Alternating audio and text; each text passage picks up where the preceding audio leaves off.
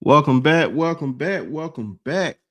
the Sharpshooter Sports Talk. I'm your humble and gracious host, Mr. Brinsky Sharp, on the ones, the twos, the threes, the fours, and the fives and the six. Appreciate everybody joining in today, man. We about to talk ourselves into some football, man. It's good old round two this week, man. Can't wait for the games this weekend, man. It's gonna be good, man. We got some great games coming up, and just can't wait to experience them. But before we get into it, man, make sure you guys hit that like and subscribe button. Please hit the like and subscribe button. It does the most for the channel, and we're gonna have the guys come up whenever they can, man. So y'all make sure y'all hit that like and subscribe button, like I said. And if you're on Twitter, come on over to YouTube, and we'll talk some football about these round two games. Of course, I'm gonna acknowledge everybody in the chat.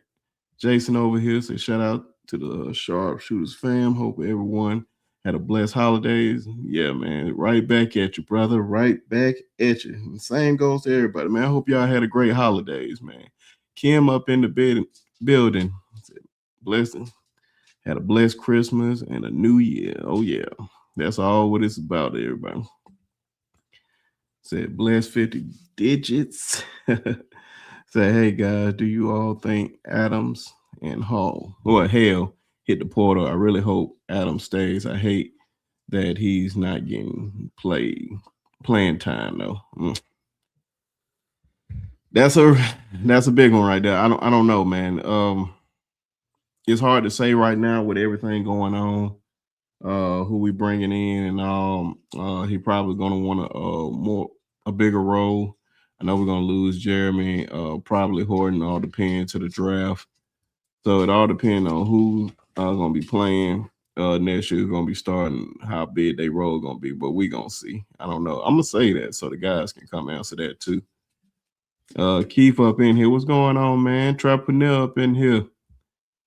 The White up in here, man. What's going on, everybody? Sharp Squad. DSGB up in this thing, man. Keith up in this thing, man. Good to see everybody, man. Good to see everybody up in here, man.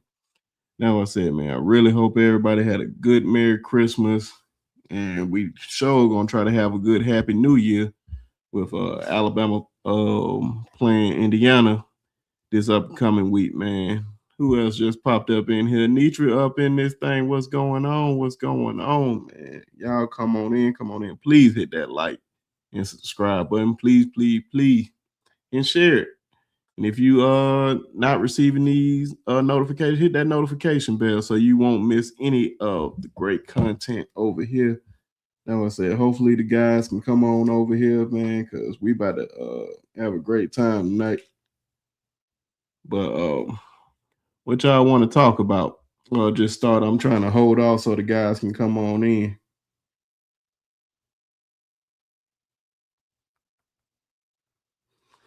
So yeah, man.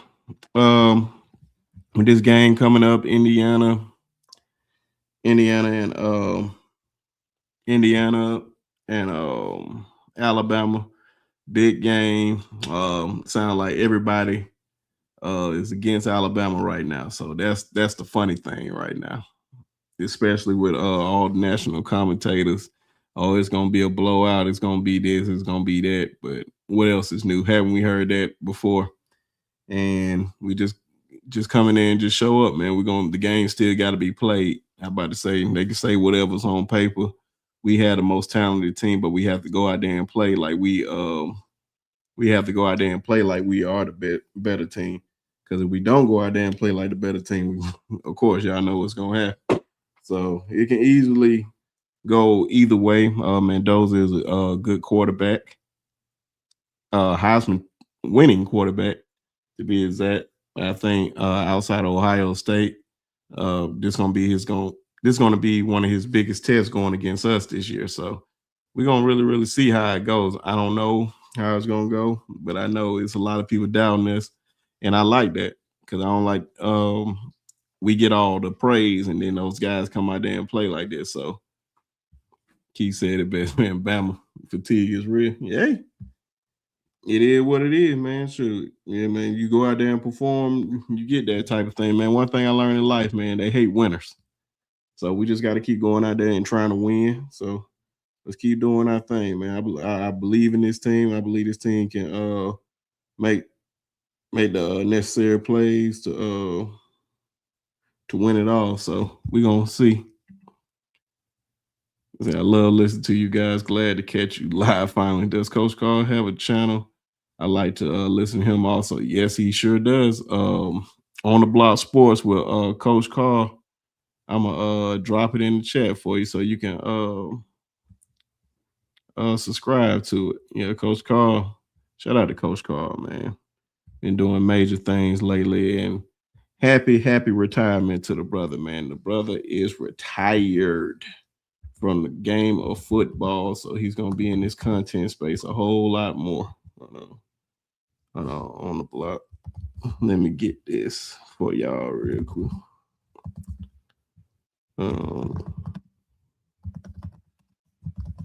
But yeah, man, y'all tell me how y'all been feeling, man. Y'all enjoyed your Christmas?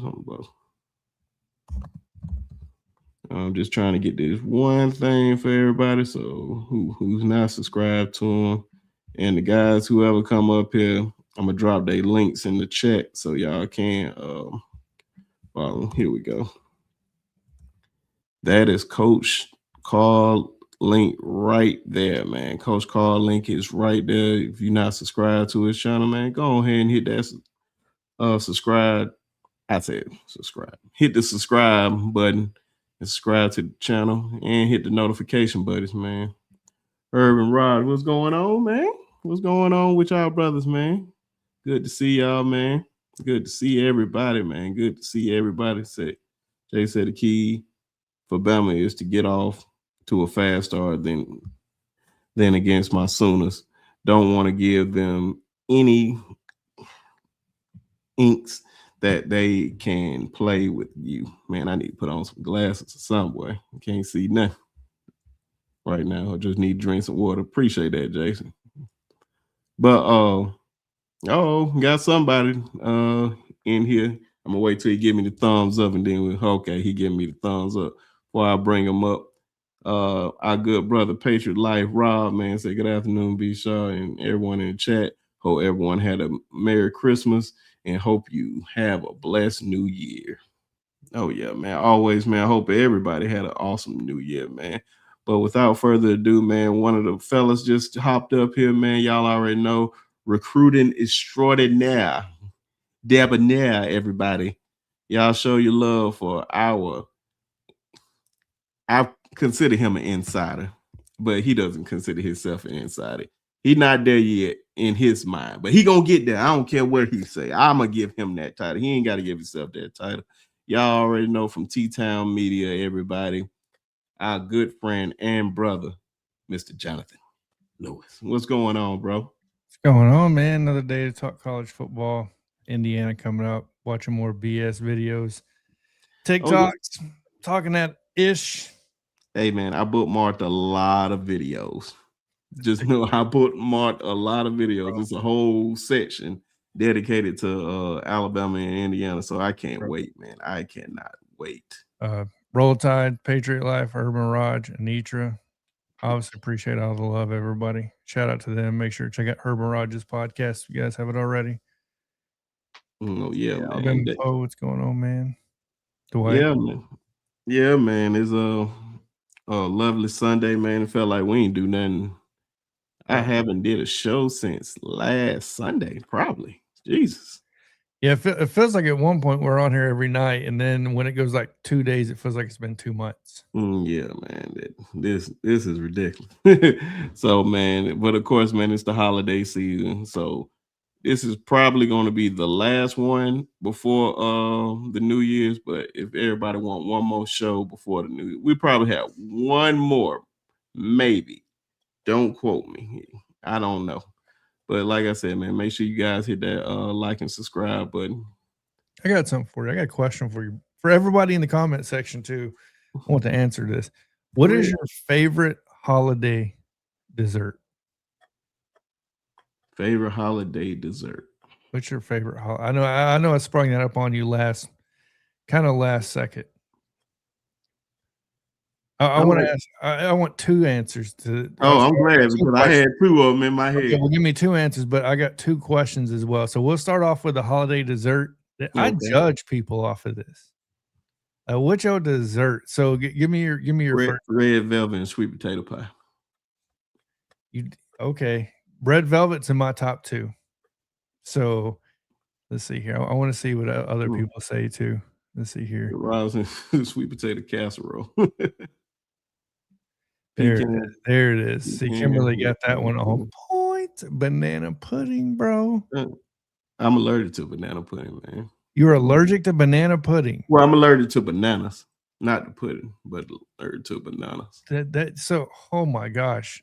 Dude, I'm sorry. I had it before, but I don't know, man. What's going on, Jason? I see he's in here. Yeah, Jason, yeah, he said peanut banana Banana nut bread bread is pretty with damn good. pumpkin pie and pumpkin pie. Yeah. Oh, In the Tez words is in here. in the words of Bernie Mac, I don't eat no pumpkin pie. We don't do that. Oh man. Strawberry punch. There's so many answers to this. I love it. That's why I ask people. I just got back and back. Tez up in the comments, everybody, man. Y'all wish him well, man, because he over here sick. He got the flu, so y'all wish him well, man. I know he an Auburn fan, but we still love him over here. Yeah, I didn't know you were still that sick, Tez. My bad. I was texting him today about getting those hoodies made. No, it's all see red velvet, man. See, folks love that red velvet. Red velvet is so good, man. Red pudding. So I got a second one then for everybody out there. Favorite, if you had to pick one holiday side dish, it's like your side. What would I had to get one side dish? Mine, or you can give 2, I guess. Really, one holiday side dish has to be stuffing with gravy on it. Macaroni and cheese and collard greens. See, I love, man. I'm a country boy, man. Can't No. I love collard greens. Man, that makes me rethink maybe because I can't eat like collard greens. I don't eat with everything. See, I can't do. I know I'm white fellas, but I can't do green bean casserole. Not one of my favorites. You said it, not me. Oh man, so like, oh man, macaroni. I'm seeing a lot of macaroni and cheese. You know, see stuffing. Anitra said collard greens and dressing. I like dressing too now. See, some cranberry sauces. So it's on. I think collard greens is one of my favorite side dishes, not just during the holiday time frame. I think it's because when I get in the holiday time frame, I get in fat mode. I get in like, you know what I mean? And candy yams, that's good. Oh man, candy yams are always good, man. And yeah, definitely a key. Well, what Patriot Life said, cornbread dressing from scratch. Like, man, if I'm eating the holidays, don't play that. Ephraim got the money, man. Said king crab leg. Yeah, you better have some money for some. Man, that's what I said. You talking about some king crab leg, man? Where they at, man? Where they at? Since you balling like that, man. Where the king crab? I went to I was TDY up to Alaska for 3 months, man. That was the very first time I actually had king crab. So there's like 4 of us to go out to eat. Sorry for this. I know this has nothing to do with football. We chilling. So we go out to eat. I forgot where it was at, but it was in Elmendorf Air Force Base, so right outside of there, which is Anchorage, Alaska, bro. So there's like 4 of us. We go out, and none of us have had king crab at this point. So we all order a king crab, all 4 of us, and the waitress keeps looking at us like we're stupid. Like they're like, "You sure?" You ask us all, "You sure 4 king crabs?"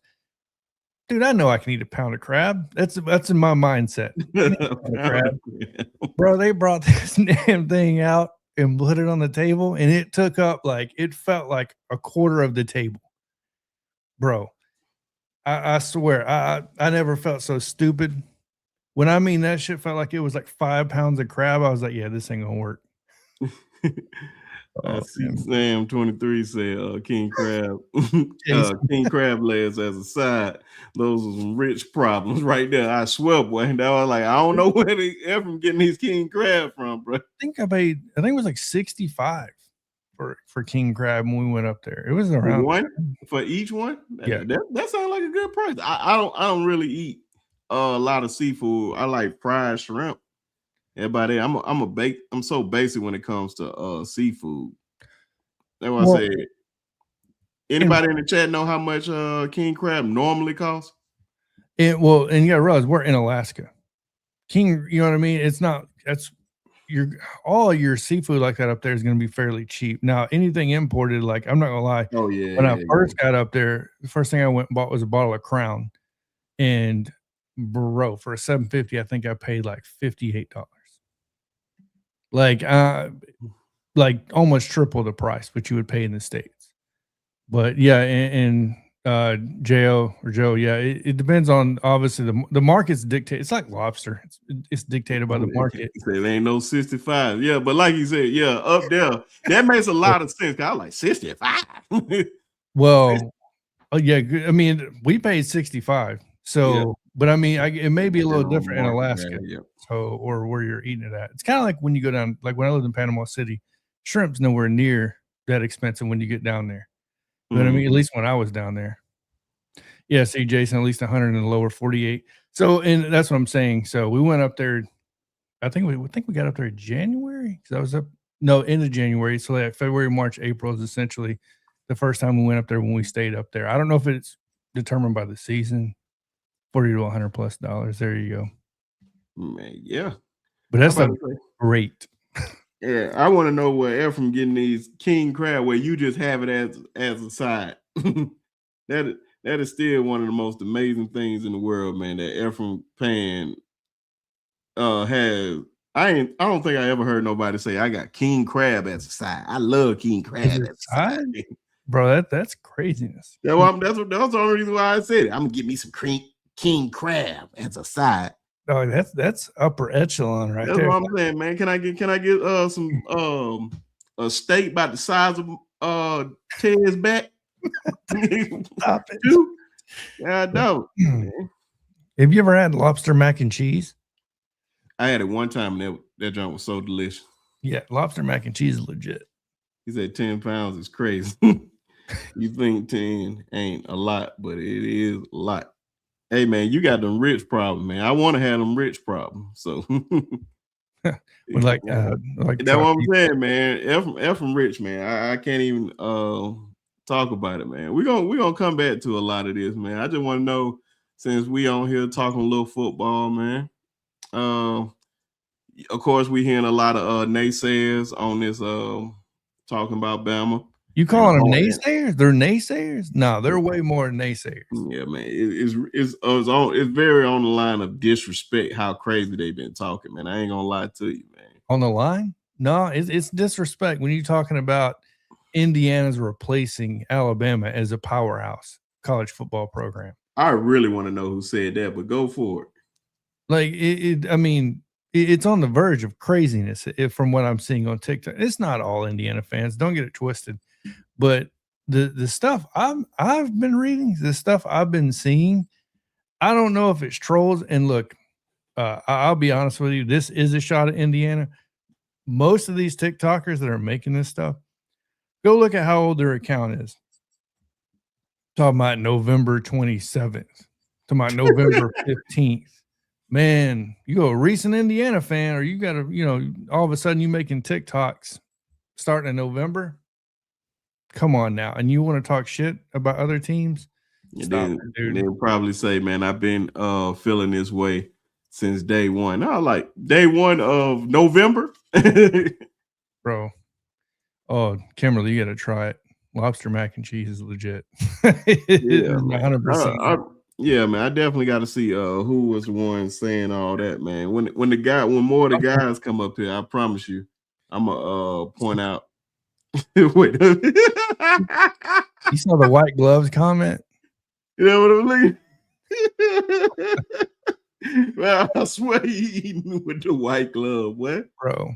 Man, oh man, I swear we coming back to that, coming back to all this, man. But yeah, man, just a straight disrespect, man. I just don't like how they just outright just 7 points against Alabama. Oh, okay. I'm telling you, man. I'm telling you, if somehow, some way, Alabama finds a way to win the national championship, I highly advise if you have tenderism feelings, I promise you, stay off this channel as long as you can, because I promise you, you're gonna hate me. That's all I'm gonna say. But yeah, man, it's just crazy. I'm about to say I respect Mendoza. I respect Kurt Setnetti as a head coach. I like the campaign they put up. They Big Ten champs. They the number one overall seed in the whole playoffs. But man, it got to be some type of respect for us too, man. Just for the gauntlet that we have gone through all year, and then folks trying to downplay it, especially the Oklahoma game. Like Oklahoma was some scrubs or something. I don't know, man. You know how this game go. Look, I'm not trying to take too many shots in Indiana. I respect Indiana. I respect what Kurt Signetti has done. Right, so they had a good season last year. They have their first ever, I think, 10 or 11 win season this year. By the way, in school history. So I'm almost positive that holds to be true. If you guys want to look it up, um, and I think they got good players. Mendoza, I can't name the last time a quarterback has ever won the Heisman that threw for under 3,000 yards that didn't run for an additional 1,000 yards, right? So Mhm. I think there's so many measurables to this um, that you can point out as weaknesses. And I'm not going to sit here and compare, you know what I mean, Ty Simpson to Mendoza. That's not the point of it. Mhm. But I will say that I don't get where you are writing your ticket to the semis when Alabama got put on the schedule. And a lot of people did that. They've been doing that ever since the Florida State game, right? So they don't want to look at the fact that we did win 4 ranked games in a row, right, midseason.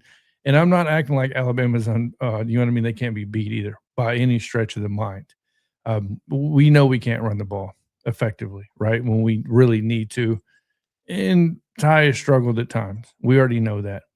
But as an Alabama fan, taking off the crimson glasses, I still feel pretty damn good going into this Indiana game because Indiana showed weaknesses this year, right? So go watch that Penn State game, go watch the Oregon game, go watch the Ohio State game. Indiana does a really good job of forcing you from a defensive standpoint to play their game, right? So Mhm. whatever you do well, that's what they concentrate heavily on. The problem I think that Alabama it helps them is the fact that Indiana, there are certain things you can't argue. Facts, measurables, run times, all that stuff. Those are facts. Those are things you can't change.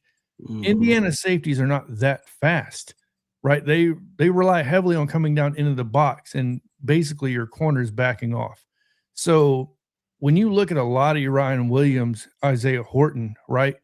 I don't know how you're going to be able to hold those guys inside. Now, the thing they do have going for them is that Ty Simpson has all of a sudden, since like game 4 of this year, not been accurate on the deep ball, right? So he hasn't been able to throw open those guys 40, 50 yards on the field. Hell, I don't know. I saw the TikTok of him throwing for 60 yards before camp, right? So that one that went viral on TikTok. I haven't seen Mhm. him do it almost all season this year. So I don't know, man. Like I think we have a good chance. I think we've kind of came onto our own from the running game. I like Daniel Hill, but man, I think or not Daniel Hill, Jam Miller. I like Jam Miller, but I think Indiana, you're going to have to punch him in the mouth with Daniel Hill if you're going to try to Mhm. run the ball. I don't think Jam's going to, and I could be wrong. You know what I mean? Uh, I thought he looked really good till he broke his collarbone. I think it was his collar, whatever it was, in the one game, and we've just been so damn inconsistent across the line. There's just so much to it. Yeah, man. I think one of the stats that you brought up that was such a necessary stat against how Mendoza is against top competition, which was kind of eye opening. Dude, Uh, you yeah. remember that stat that you were telling me? So, yeah, so I can even I mean, I don't have it on paper anymore, but because I delete all my notes, But I can tell you right now that so when you look at total defense according to NCAAstats.com, the top 25 defenses they faced were Ohio State, Oregon, and Iowa. I can't remember where they were at in the top 25. I know Ohio State and Oregon was in the top 10. I think Ohio State was 1. I think Oregon was 7th or 8th, and then Iowa was like 8th or 9th. So it was they played 3 top 10 defenses, right? So when it comes to total defense, not just overall. Not just overall, but not just passing defense. Against those defenses, he had 4 touchdowns, Mendoza, and 3 interceptions, and he averaged about 218 yards a game. It was very eye-opening because when you look at the other games and you look at their schedule, I'm not sitting here going to talk shit about his schedule, but when you open the field, like with Old Dominion, Indiana State, who was the third one? I can't even remember, but it was on the verge of not even being basically Shelton State Community College, like 3 in a row. You didn't even put up a touchdown, or I think, correct me if I'm wrong, I don't know if he put up over 220 yards against Old Dominion. So, there's times you can see the flaws in Indiana. And, of course, every team is flawed, just like it was mentioned earlier.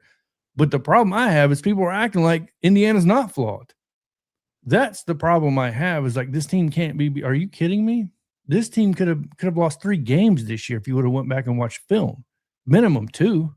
So I don't know. I still think, and it has nothing to do with Indiana, by the way. I look at it from you know me, I'm a recruiting guy. I look at it from a talent standpoint. Where 99% of your championships since 2000 have been based on a lot of stars inside that program. I know stars don't make the people. I know stars don't make the, you know what I mean, the individual.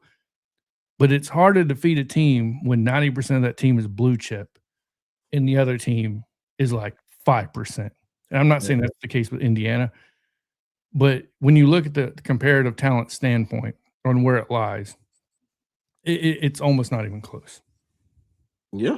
And I get it. It was that way with Ohio State, and they beat Ohio State. You know what I mean? So, go ahead, my fault. No, and I'm just saying, that's where my mindset is. And I'm not saying Alabama's going to beat them because of that reason, but I'm saying, that's the way my mind works. Subjectively, that's where it goes to is okay, the team with the most talent should win the game. That's not always the case, right? But that's what I look at. Tez. I know he's talking about that blue chip ratio, but that's a story for another day. Because my point to him is, man, you just can't win if it's just as simple as just adding 5 stars to your team. Then who it's the race. Who's going to get the most 5 stars this year? That's who's going to win the national championship year in and year out. It doesn't work that way. But I think we can all agree on the building block for a successful program starts at recruiting the best talent. And that was my point to him. I said it's a little bit of both. You have to have a good coach behind it, and you have to have those players. Like Coach Saban said this thing with those type of players. You need those type of players to win. You're just not just going to win. Saying blue chip ratio matters. That was the case, man. A lot of teams win, like Oregon, Auburn. But I mean, but what Jason's getting to is kind of, I think he comes from the same mindset I do to a degree.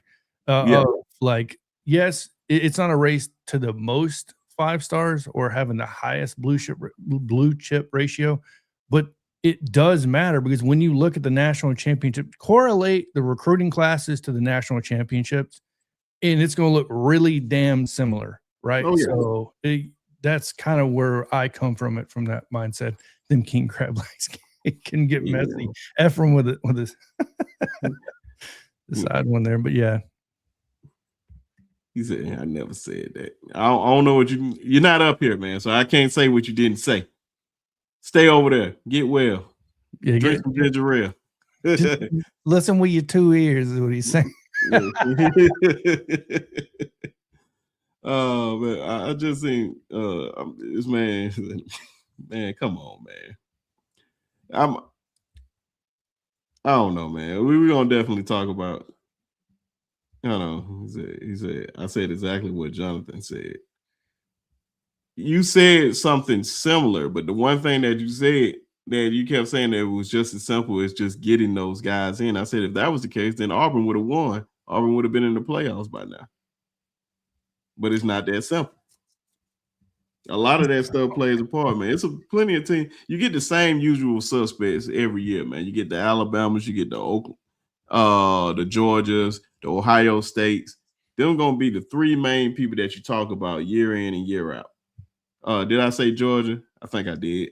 You did. Texas hasn't won anything since 2005. Oklahoma hasn't won since 2000. I can go on and on with the teams that have not done anything, but Oregon hasn't done nothing in their history. This is their golden age. Like they've been to the national championship, but they haven't won anything. They've never You won. know what I'm saying? Yes, you need the talent, but you still have to coach that talent. It ain't just as simple as just getting them. That was just my only thing about that. Now, to be fair, Brinsky, because you know me, I love looking at both sides here. Go ahead. To be fair, Oregon hasn't been at the top of recruiting until the past couple years. Because when you look at the LaMichael James, what's his name, Thomas, D'Anthony Thomas. I mean, you even look at the court, Marcus Mariota. They had great players like to come into that system, but those they didn't have a stacked recruiting class when they brought those guys in. Right. So it was just those players that were coming in. Those few were standouts. You knew they were going to be great, but there wasn't really a whole lot after that's going to support those guys. I think that's where I think Dan Lanning's trying to turn the curve with that team is like, we got to bring in the guys in the trenches, right? To build a whole program built off of this. And when you're out West, we've already seen it. We make fun of it. Like it's hard to do that out West because they produce quarterbacks, they produce wide receivers, man, and DBs. But in the trenches, it's not a ton of them out there. Yeah. Bama said, look at who Indiana played. They running on regular. Bama running on high. Yeah.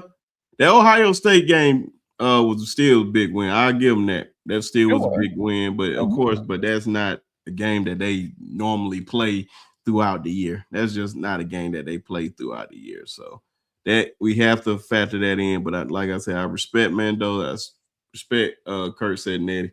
But I hopefully all that talking that you're doing, I hope you your mouth can write the chest that your ass can't cash. I mean, I don't know if I said that right, but we're gonna see. It's close enough. Yeah, close enough. Here. Yeah. Oh man, that's man. We don't want to know about your stomach, man. Just get better. Here's what I do know: if Alabama beats Indiana, which I'm pretty confident in, they will never. I'm going to become unsufferable. Is where this is going to come to. Now, if we stomp them, if we beat them by more than 10, unsufferable won't be the word. Like, I promise you, you type in the word Indiana, nobody affiliated with Indiana will come up. My face will come up because I will make 600 TikToks in like 2 days, calling each one out, like, because it's been ridiculous. Yeah, man. And then the defensive coordinator, he got a lot on his plate right now, man, especially with what you sent us yesterday with him, the way he was talking real greasy about Nick Saban. On top of that, bringing that up, like, bro, what are you thinking? Oh, you a bad man? Like, okay. But that's all you got to do, man. Like, hey, man, you see how? But I'll put a little bit on Alabama, man. This is what happened when you open the doors to people to let them disrespect you. You got to stand on business when it's stuff like this, man. When it's games like this, it's just time to like, hey, bro, we ain't even got to say much. You see the disrespect. Yep. What else you need to get hyped up? For one, you don't need anything to hype you up anyway because you're in the playoffs and you 3 wins away from winning the national championship. So that's one thing. But this should be an extra incentive. Like, oh, you talking greasy like this? Oh, okay, bet. And you disrespecting the GOAT? Y'all talking like, oh, okay. Everybody, the whole Google me and all that, okay.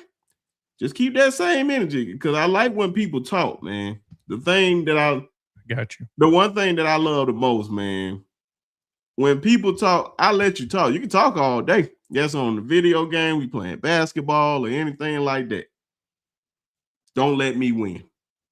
And that's what I'm saying. Don't let me win, because I promise you, throughout the game, especially when I know I'm in control of the whole thing, I'm gonna get under your skin like, damn, man, you did all that talking. You coming up like this? Oh, okay. Damn, you can't shoot. Oh, man, you can't pass. Oh, you can't do this. But I am letting you hear it. You're going to be like, no, man, you're going too far. Oh, no, I ain't going far enough. I'm just getting started. If you don't, so you mentioned the Google Me thing, so I got to play this. You know that, right? Yeah, it's pretty simple. I win. Okay. Google Me. There you go. So that's obviously, I just had that on the board. I think, and if you don't think that whole coaching staff at Alabama is not showing the players what's being said, you're very misguided.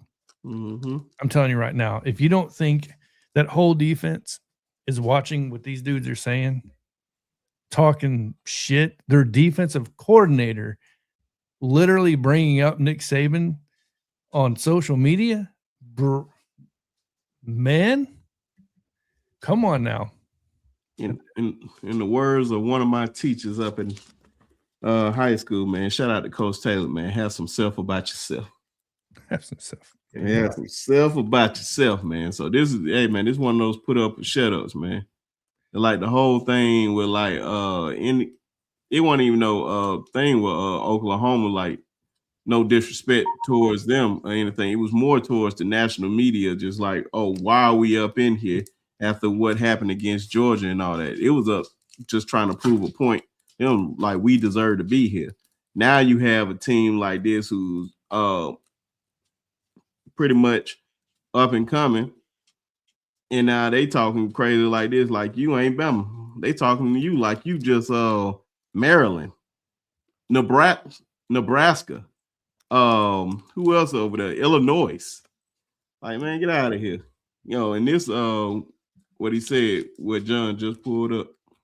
This is Indiana's defense coordinator. Sorry I cooked you last time, Nick. Appreciate you and your work. However, this time it's true. Just can't hold up against their magnificent size and strength, or maybe, just maybe, we eat day before Christmas. I mean, that's pretty wild. I don't know. That's pretty wild to me. And I tried to see if it was fake AI, something. It's everything I can find. It's real. It's on his account. So I don't know. Brinsky decided to leave me in the dark. Let's see here.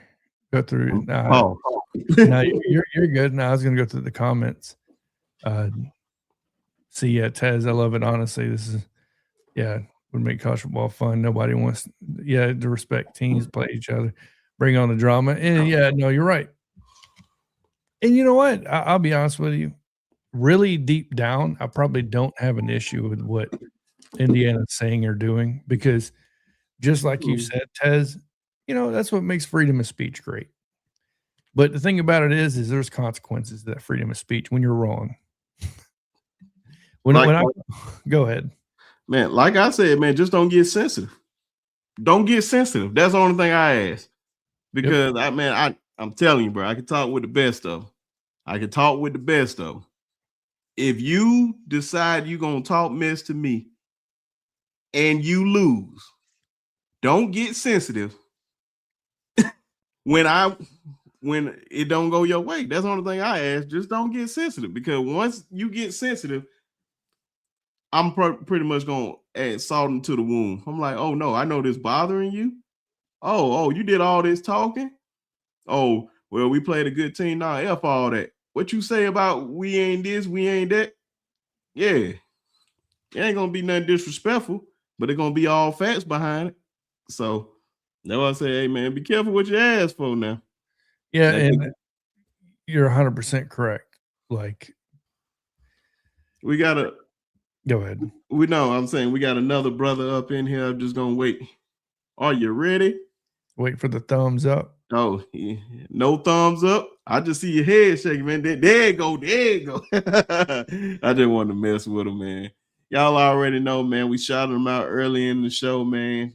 And you know he has arrived, man, to tell us how he feels about this game, too. Y'all already know for On the Block Sports. Oh, it's going to sideways. This may get sideways. Sorry. Oh, yeah. On the Block Sports with Coach Karl, newly retired man from coaching and a part of T-Town Media. Y'all showed y'all love for our good brother and friend, Coach Karl. What's going on, man? Brinsky, what's the word, fella? Oh, not much, man. Just talking about this game. Just talking about this game, man.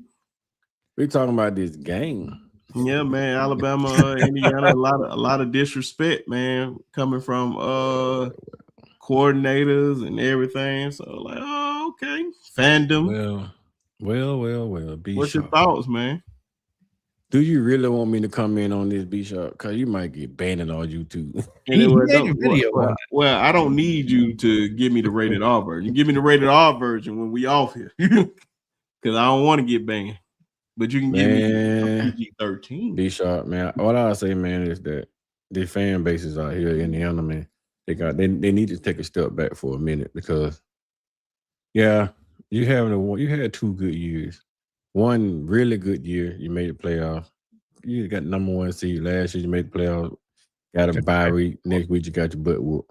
This year you get a bye week. You still may end up getting your butt whooped. But all this talking, man, they run around here. They dogging Bama. You got coordinators talking smack. You got players talking smack. You got the fans talking smack. Man, they talking so much junk around this sucker, bro. And I would think that they were playing against damn Kentucky. I mean, do you really have to talk all this smack to build your team up to play Alabama? Or is it just that Bama is so dynamic and such a big threat to everybody in the world that you have to build yourself up to play us? So you building yourself up to play us or you tearing us down to play us? Which one is it?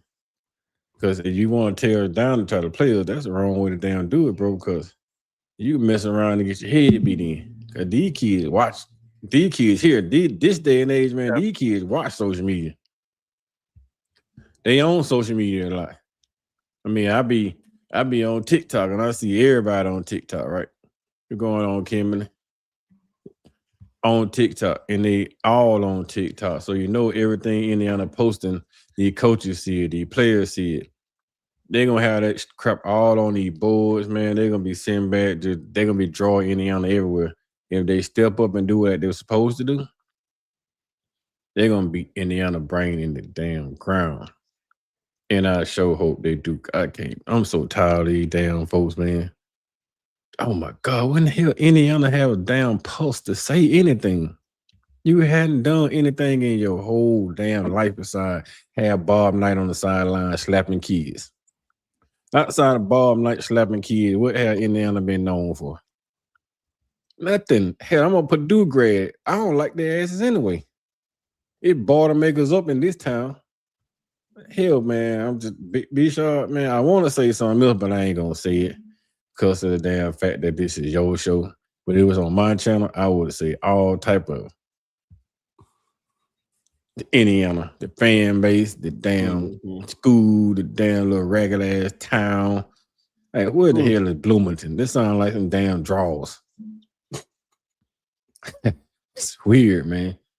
I don't know, man. I'm gonna stop before I say something out the way. So go ahead, man. I just want to bring up an image real quick just to kind of hit home what I'm talking about, because I feel like this is the team that's talking this business, right? So real quick, I just put it up there. Indiana Hoosiers have historically held the title for the most losses in major college football history, exceeding 700 defeats by the 2025 season. They're in the likes of Northwestern, Rutgers, Kansas, Wake Forest, and Vanderbilt. Think about that. This is the team that's acting like they've done something. This team right here. They have. They They won bought. more games than they ever won in their damn lifetime, Jay. That's why they talking smack. So did Vandy and Pavia. But Vandy has a right to talk smack. They This didn't. team doesn't. But they put up all these damn signs. You don't want to know the best part about this, man? I'm gonna tell y'all. Y'all may think I'm lying, but the best part about this whole thing with Indiana fan base, with all this "we want Bama" crap, I'm just happy that they saying this shit again. Like when he was running around here, people were saying we don't want to play Bama shit. We know we're gonna beat Bama. Their fan base is asking for us to play. So now I feel like, our team is drawing that damn fear factor again because everybody asking about us. So yeah, I like it. What I want to see is when we show up and we show out like we used to. We show up, we beat them in their damn head, we pee all in their damn driveway, all on the side of their damn buses. I mean, we send them in there with knots on their head. See that? You see that knot right here? I got on my eye right there. Right there. Right there. I was asleep last night and my wife rolled over and she was asleep. I guess she had a bad dream and she popped me in the top of my head. Like, I want to see these things on top of their damn heads when we leave off the field. Put them shining on their asses, man. Knock their asses out.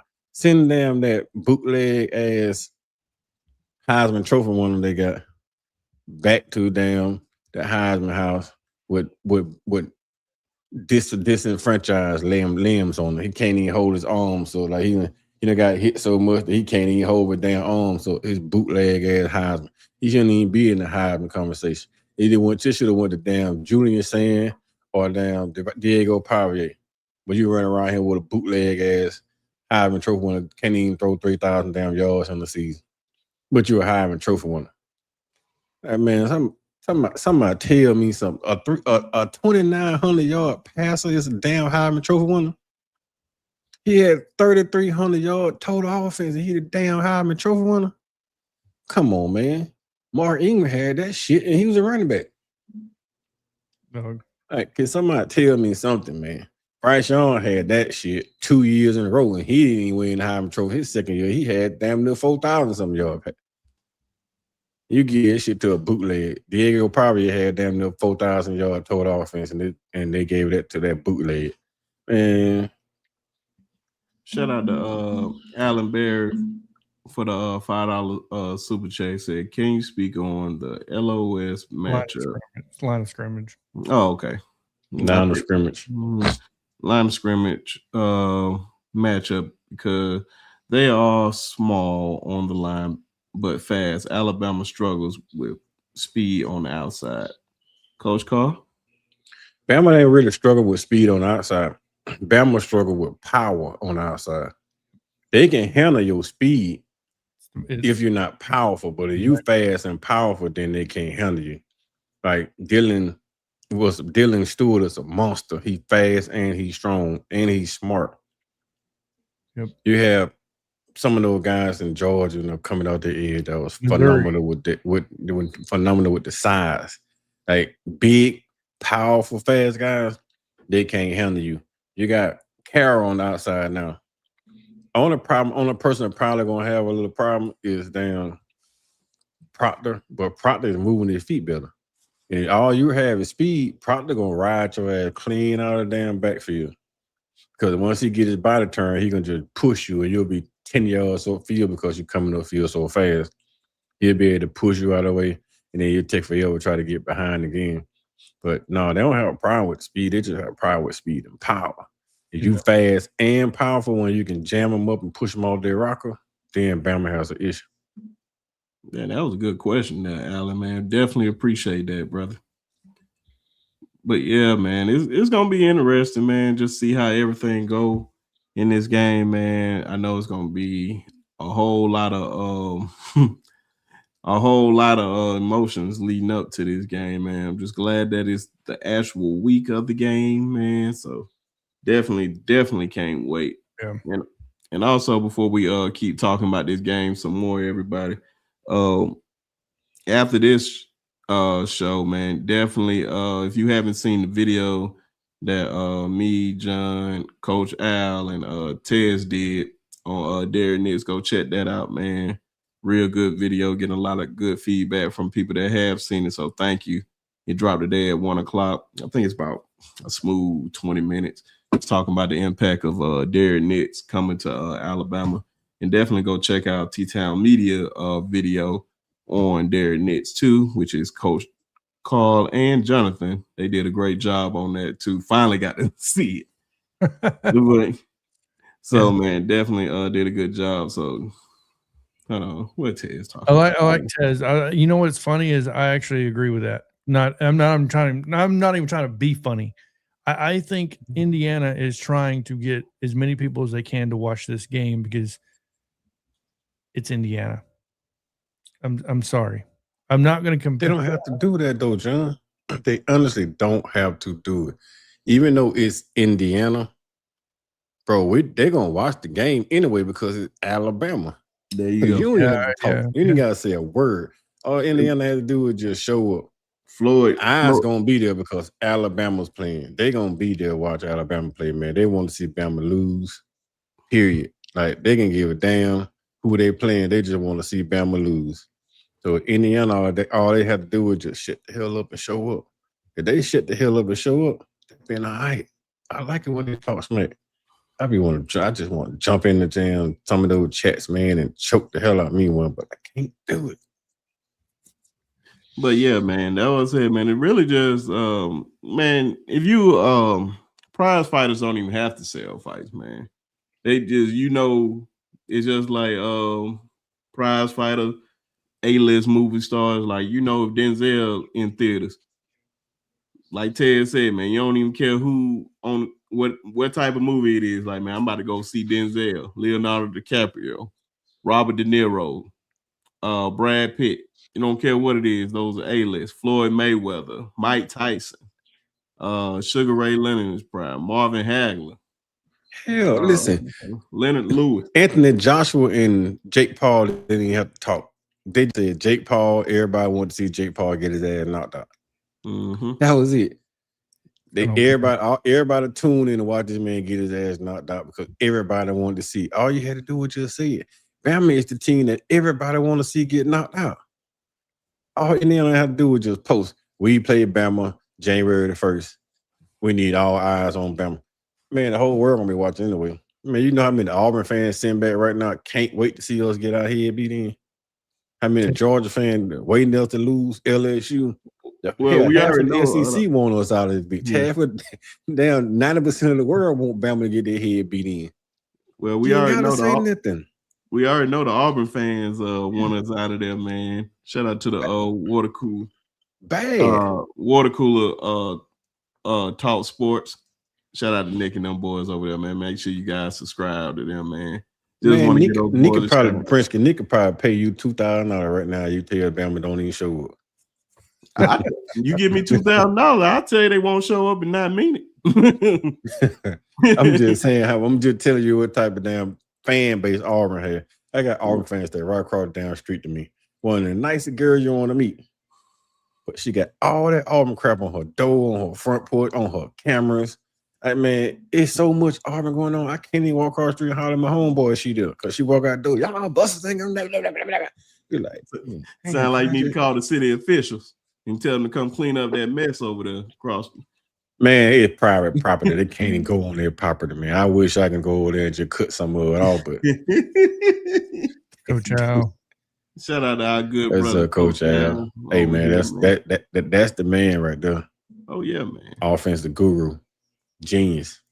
That's what I said, man. I may do another show, man. Oh Lord, KB in the building. This man just know he. I would love to see. I got to go watch KB because I'm sure he's already released a video on this. I'm sure he's already seen all the noise Indiana. Oh yeah, he already done one. I was in the chat. He was. I think he on the damn beach somewhere down there. KB chilling. Oh yeah, man. Yeah, man. He laid out until I remember him telling me this, man. Always appreciate love, man. Make sure if you guys are not subscribed to this brother right here, man.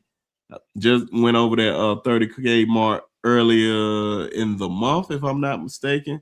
Finally got over that Kmart. He's almost at 33 now. That's what I'm saying, man. He Yeah. been cooking, man.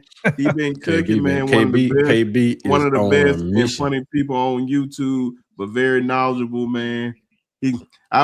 Sometimes, man, I just want to just be right there, tap him on the shoulder. Hey, man, calm down a little bit, man. A little bit on camera, Nah, man. Like, hey, man, I'm gonna tell you got something. some of the best. I don't tell KB to calm down. I'll be in the chat telling him, get him. Every time he thought getting on, I'll be like, get him. I want him to go in on because they need it, man. These Georgia fans are outraged. Any Indiana fan, like, why the hell do Indiana come talking smack for? What? Come on, dog. I can see if it was basketball. If you talking smack in basketball, I'll be like, okay, y'all have a history in basketball. Oh, they haven't done But anything. football, man. Lately. Football. Man, yeah, man. They finally It's beat crazy. Ohio State, and now they the cream of the crop.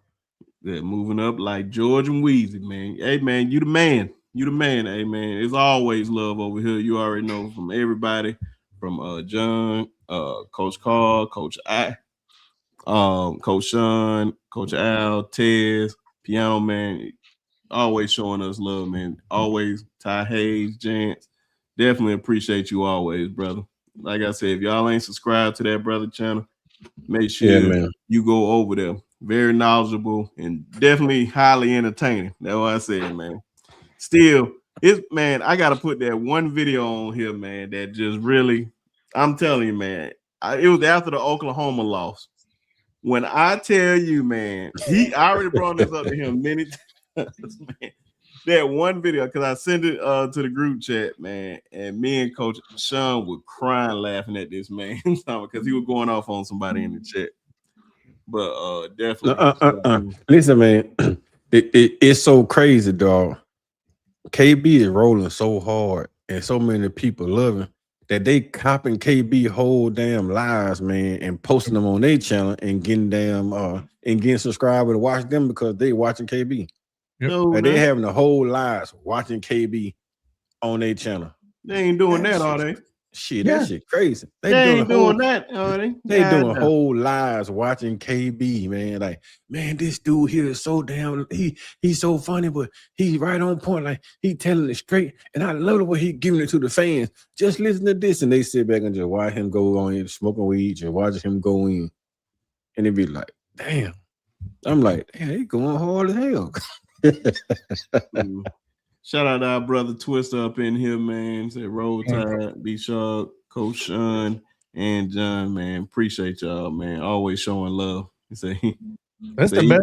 KB, you know that's the best ones, man. You want the haters on your stuff. I know, man. They some people just can't keep your name out their mouth, man. They just see you just balling, man. But we ain't here to talk about that, man. You just keep on shining, man. That's all that matters. Man, and get KB to 50K, man. Let's get KB to 50K. 50K. Man. Let's get KB to the 50. Let's get Brisket to the 10 and get me and John to the damn 5. So let's do it like that. We're going 50, 10, 5. I like that. And make sure y'all hit. I don't know what the like count is right now, but please hit the like button. Please call $0.00 just to support the channel or whatnot. It does a lot, man. So hit that like button. So hit that like and subscribe button, and also hit that notification bell. What's up, man? Brisket, you gotta make sure that the PA in here got Twister here. Huh? See, you didn't catch it. I say make sure Linda P's not hiding behind the building because Twister's in the room.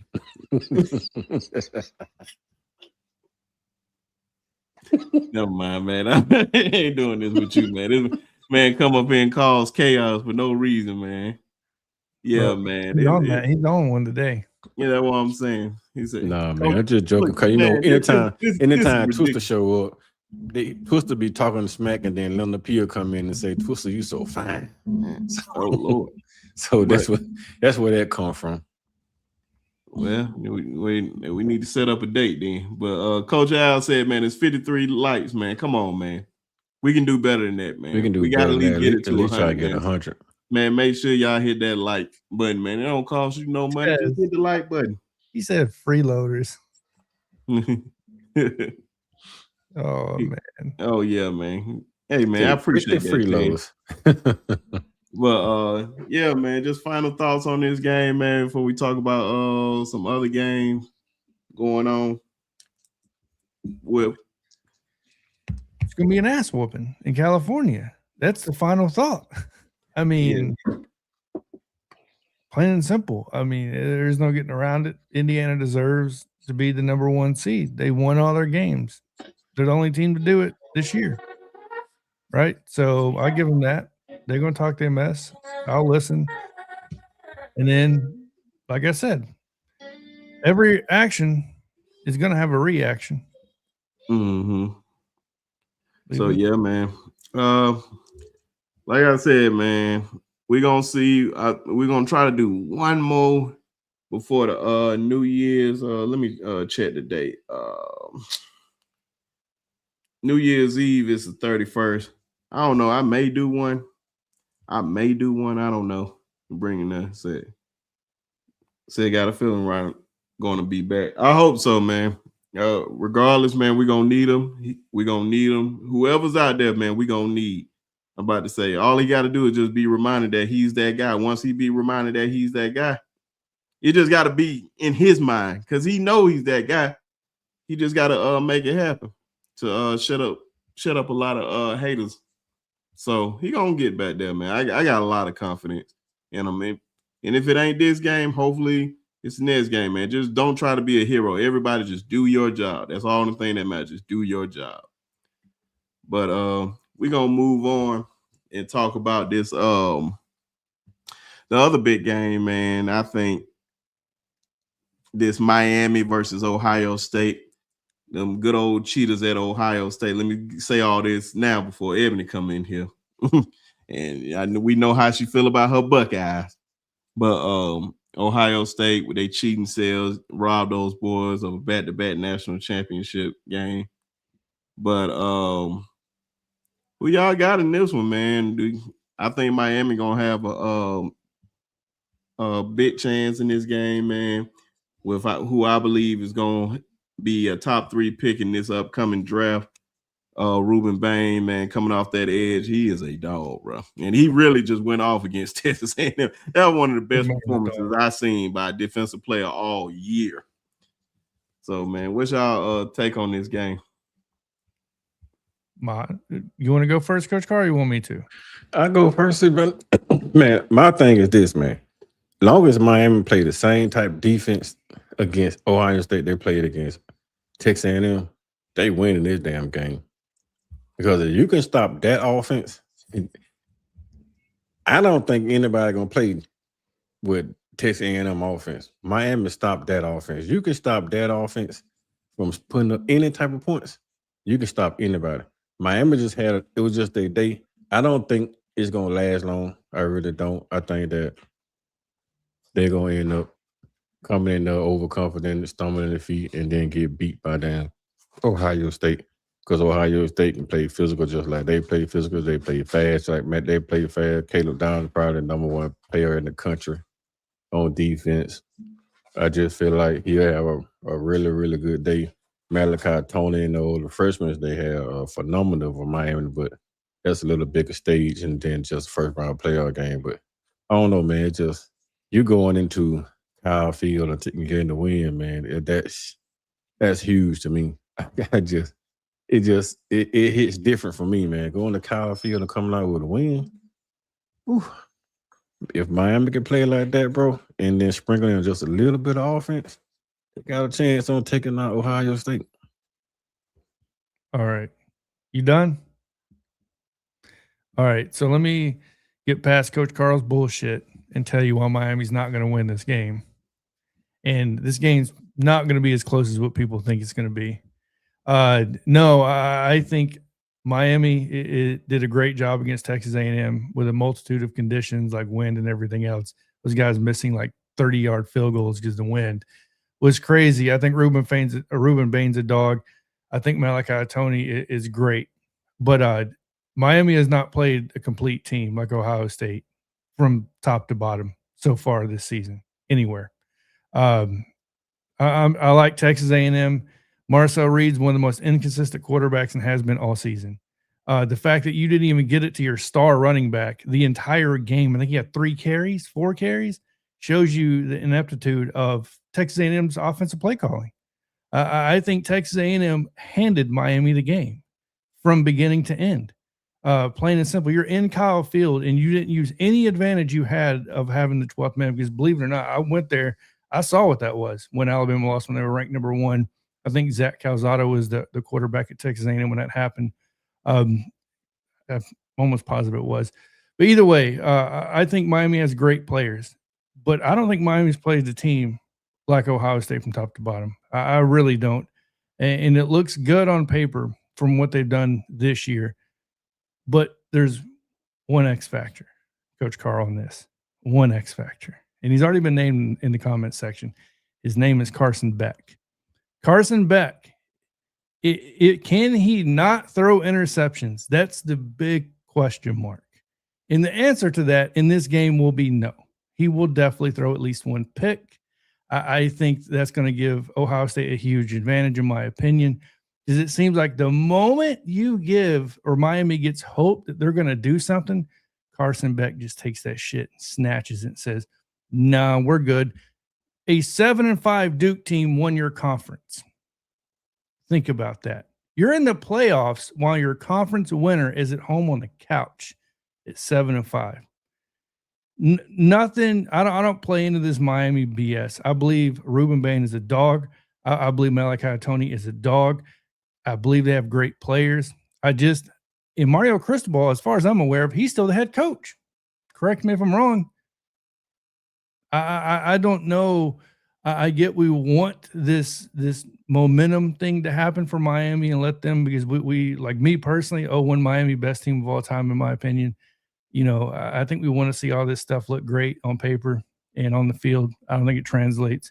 And I'm not trolling when I say I think Ohio State's – I have about a 90% chance that Ohio State's going to win this game. That's just me personally, subjectively here. So, since you said that, I'm just going to ask, you think that you're so confident about it? I just want to hear your score. I think it'll be – and, you bring up a good point when you say they stopped Texas A&M's offense. I wasn't that impressed with it because you couldn't throw the ball in the game. So, in my opinion, it took away half the offense.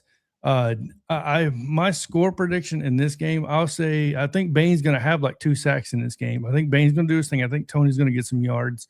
Yeah. So I'll say Ohio State 27, Miami 17. Yeah, man. The way you were talking, man, you sound like you're about to be a slaughterhouse, man. No. Ohio State's not going to blow you out the water. That's not what they're built to do this year, in my opinion. They're going to win the game, but I don't think it's going to be a thrashing. No. Because Bain's going to get his. He's going to stop a couple of drives. Malachi Tony's going to extend a couple of drives. You know what I mean? So that stuff adds up, in my opinion. Yeah. But 27-17. But I'm very comfortable with that. What I'm saying, that Ohio State's going to win this game. Because here's the thing. We're talking that ish about Miami a couple of weeks ago about how they don't deserve. And then the next week, we're like, they're beating Ohio State. That doesn't translate to me. You can't have the season you just had and have your shortcomings the way you had them. And then all of a sudden, I'm supposed to expect you to beat Ohio State.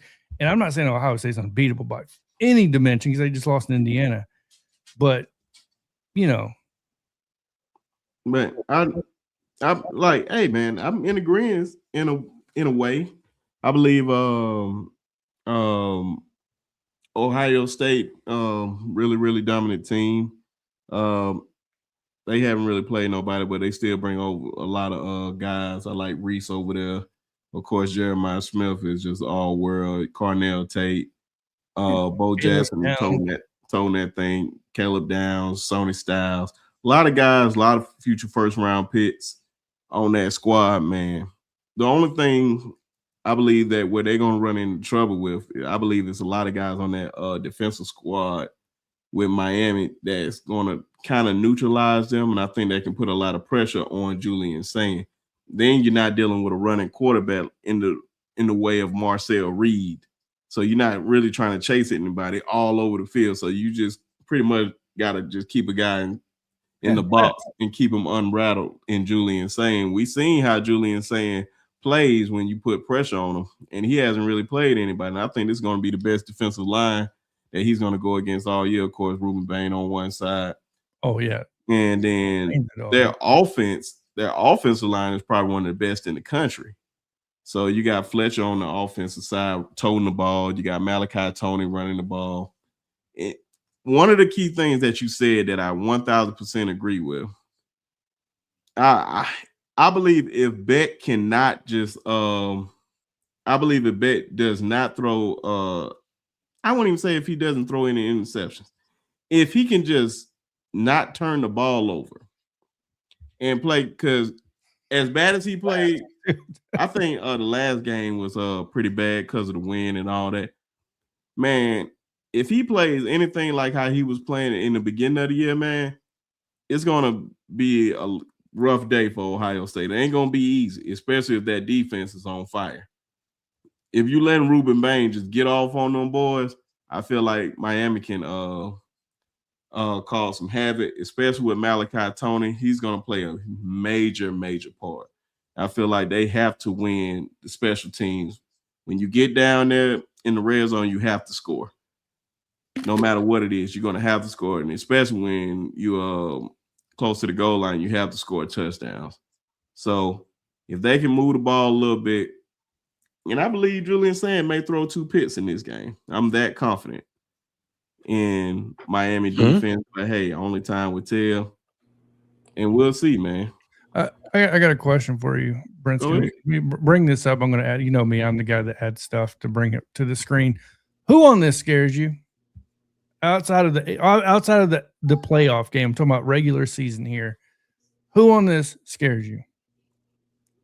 Well, hindsight is 2020. If you said this before Texas A&M game, you would have said Texas A&M. No, I'm talking about outside the play. I'm talking about regular season, because I don't. There's certain games I kind of avoid out. Avoid out rivalry games, because rivalry games, we know this, stats don't matter. Texas A&M, even if Texas A&M would have won that game, I still would have avoided it out. Why? Because the damn conditions matter. It does. It's like when Alabama, if we play Indiana in the pouring rain, we know that's going to matter because we can't run the ball. That stuff does matter. We have to attribute that. So whether we want to or not, when you look at this schedule, and you're telling me Carson Beck did what he had to do to get through this schedule, I have almost no confidence in this dude. We saw him at Georgia, what he did. The dude folds as easy as a napkin. But the same argument that you making with them, it's the same thing that you can make with Ohio State. Exactly. But look at their schedule, and you tell me which one is harder. But what I'm getting at is that's not what I'm not trying to be compared. What I'm saying is people want to take this train from Miami and push it forward momentum like they did with Indiana for the Big Ten. What in their right is deserving of that? And that's just all I'm asking. They beat Texas A&M, which is what they're supposed to do in the playoffs. Obviously, they moved on. We know that.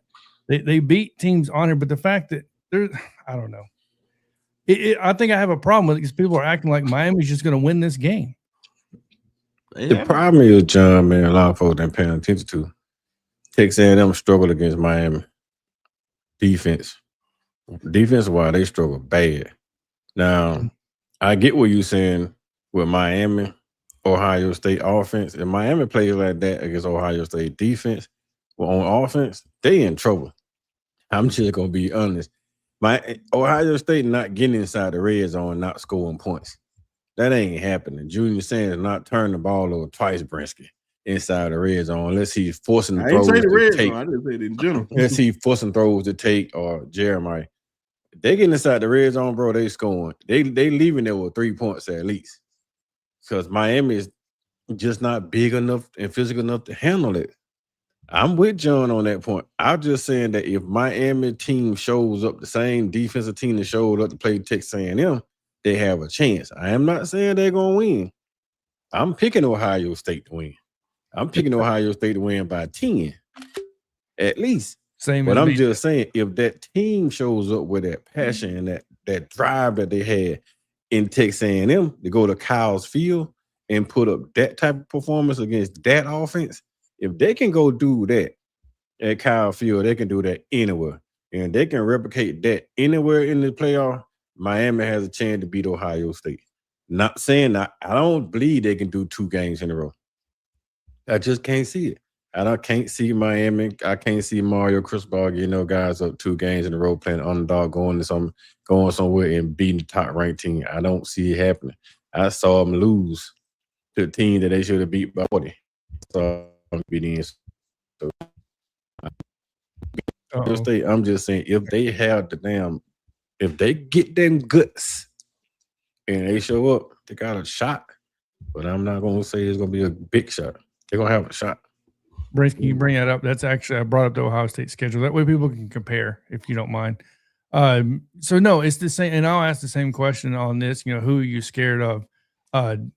Same thing. So I give Miami credit for the Notre Dame. So I'll give credit, you wanted me to Ohio State for Texas, in my opinion, right? So it kind of evens out. Outside of that, really nobody, right? Because we know what happened to Penn State. We know they fell off.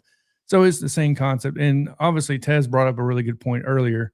I think it was Tez that said, you know, Texas A&M's schedule was suspect as hell as well. He didn't say hell, but I'm the one that said that. But in Julian Saint's only thrown 6 interceptions all year.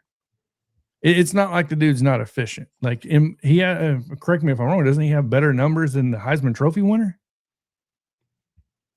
I mean, I don't know. If you tell me Julian Saint or Carson Beck, who am I going to have more faith in? It's my opinion. Yeah, but the same thing, man, that can be said. Like, yes, he's efficient. It's a reason why he has better stats. Look at the teams that he is playing. The teams that I seen him not perform against, the number 1 team at the time, Texas, and Indiana. I didn't really see him perform in those games.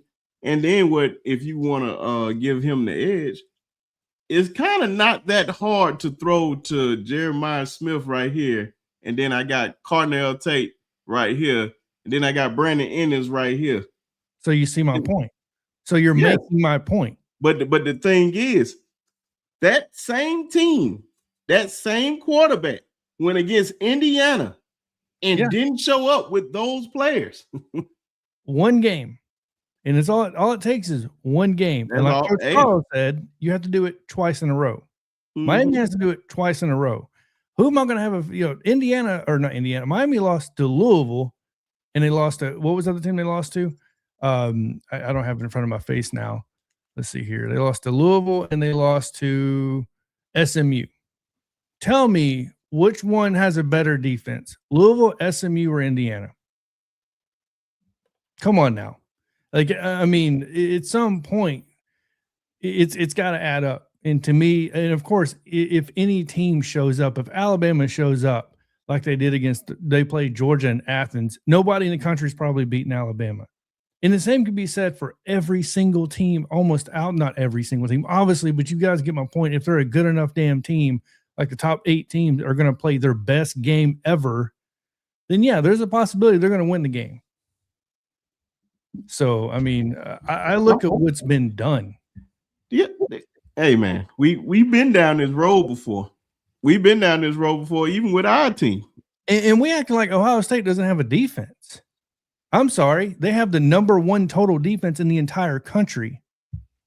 Look who they are playing. That's what you can't help but you're going to penalize the number 1 defensive player in the country, too.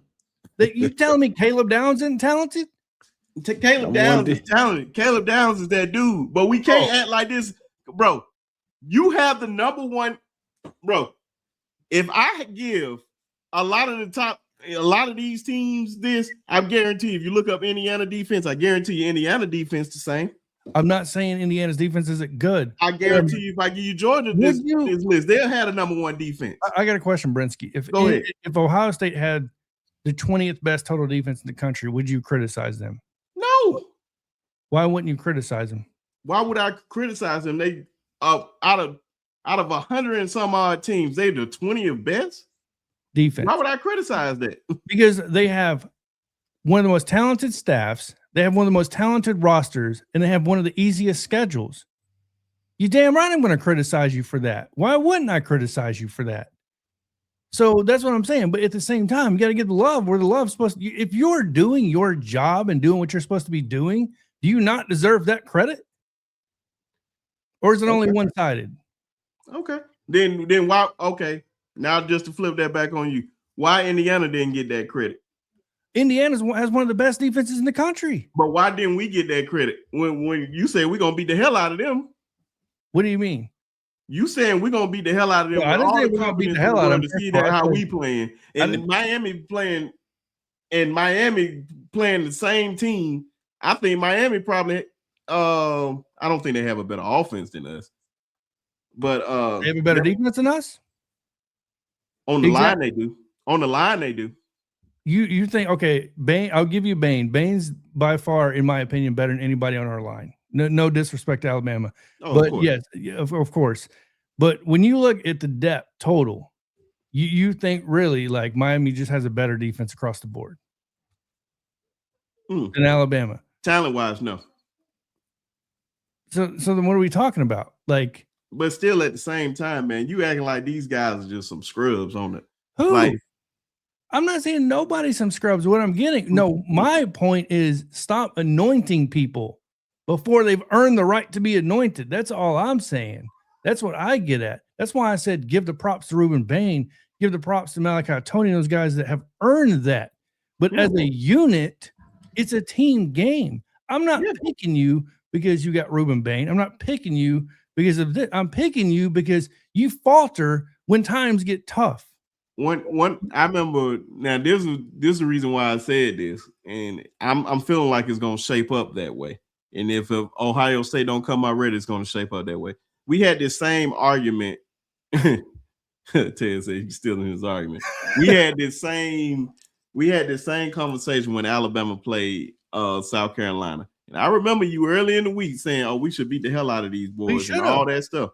100%. One thing the thing that we talking about, and me and Coach Shawn was telling you right then and there, like, I wish it was that simple, but it ain't that simple because those boys have something that we have a problem with, which I know Ohio State's going to have a problem with. They have a man on that line that's going to cause chaos. They had Dylan Stewart. They had guys out there that I'm really surprised we won that game, to be honest. As bad as we played in that game, we're really, really lucky. Oh, so as bad as we played, we still won the game. Why? Yes, because they're a bad team, but they were a bad team. This is not a bad team. This is a good team with a good defense. Of course, hindsight 2020, right? So at the time, though, South Carolina wasn't a bad team. Yes, they was. When we played them, they were bad. Played them, what was their record when we played them? I don't remember because I'm trying to. They wasn't winning. Somebody put it in the chat. I don't have enough information in front of me. I can't pull up 100,000 screens. Yeah, I mean, it's a long season. Of course, we ain't about to remember. If it was right then and there, we had all the information in. Come on, chat, man. Y'all help us out. What was South Carolina record when they played Alabama? But let's see, Indiana got to be undefeated to get so there. So season says, telling Bino, hell no, Indiana got to be undefeated to get respect, and like. And that's what I gave Indiana the respect. I've given Miami the respect. Yeah. But I didn't think, I'll be honest with you, I didn't think Miami was going to beat Texas A&M. But here's the thing. Have I not been critical of A&M all season? Yeah. Inconsistent QB play, in my opinion, like Kyle Field, I don't care what anybody says. Going into Kyle Field is one of the hardest things to do in college football, probably. Like that's a real thing. It's a referee in the chat. No. What was their record? Not their season record. What was their record when Alabama played? So that means they had to be, I don't know what. 3-3 or 3-4, I think. So yeah. So okay, so they were already a bad team, but so Alabama should have whooped. Yeah, we know that. Like and I'd still hold that same sentiment today. I mean, what? But like I said, from my you got to understand the way I'm bringing forth my information. A lot of people, they come at it from different views. That's the great thing about getting on here and debating, right? And we can have open conversations, not get mad at each other because we're all open-minded. So like I come at it from a talent because I'm not a coach. I've never been a coach. So I can't break down X's and O's and tell you why the slanting, they have a problem with the slanting line or some BS like that. I can just tell you what I watch on TV and give you my subjective opinion. That's what I do. See here. From that coach's breakdown though, Ohio State has the better team. Yeah. Ohio State has the better coaches. Or Who maybe should the win? Ohio State has more talent by far. Mm-hmm. But when it comes down to heart, I don't know if you can beat the heart of them South Florida guys. That's the issue. Well, The South Louisville Florida guys beat come Louisville hard, beat those South Florida guys. and But you they know, doing you know why they beat them? Oh, tell me. And it was one of the people that you said. It was Carson Beck. Carson Beck had a bad day that day. If I'm not He has a mistaken, lot of 4 bad picks. days. But it ain't like that day. But guess what? It ain't like they just lost by 20. I think they lost by like 4 points. Yeah, If you take away one of those interceptions, but I'm saying you expect him to throw 4 interceptions in this game? Would it surprise you? Yes, it would kind of would. I don't know. I Carson mean, Beck don't really just throw a lot of picks like that. let me He has see his what- game. Yeah, I He'll know. probably He give ain't you a going like that. game or something like that, but just throw 4 picks consistently. No, I know. Obviously, I'm getting sideways with it if I go there. I'm just messing with you. But let me bring up what he did this year as far as stats. So he has 26 TDs to 10 interceptions, just over 3,000 yards. Damn, really? He just had just over 3,000 yards. I know they do a fairly good job running the ball, right? I'd have to look at that. Yeah, Fletcher toting that thing, man. And I will agree that I do believe Miami has a really good defense. They're very fast. They have a really fast defense. Let's see here. I'm trying to read some of these comments too. Yeah, and I already mentioned that, Tez. I already talked about it. That's the first thing I said was the conditions made it completely different. You can't discard something like that. Those wins were insane. But guess what? We all had to deal with the same thing. We just capitalized better than you did. No. He's talking about the A&M and Miami game. That's what I'm talking about. We literally had the same problem. I'm speaking like I'm. Yeah. No. I got you. I thought it ain't like Alabama. Texas A&M the only one dealing with the conditions. They were down there. They had plenty of time to score, and they threw interceptions. They didn't convert. Guys dropping passes. No, I understand. They had chances. They just ain't capitalized. That's the point. I'm trying to look at Beck's stats. I'm trying to bring those up. It ain't about what happened again. What has happened? History is gone. No, but I want to look at something though. I want to look. No, I'm talking about him. He's saying what would happen again. Guess what? What would happen again if you play somebody? If was a fifth, we'll all be drunk. You're right. It don't matter what happened. You think somebody gonna care? Well, if we play Auburn again and Brian Denny, I'm not in Brian Denny and Jordan Hare. Who cares? It already happened. What will happen if we play Georgia in the SEC championship game again? What will happen? Who cares? We lost. I will give Miami credit on something though.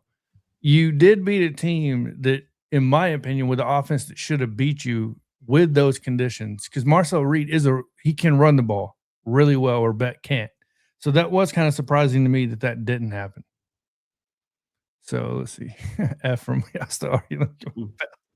man, with Miami down took everything that Texas A&M did well away from them.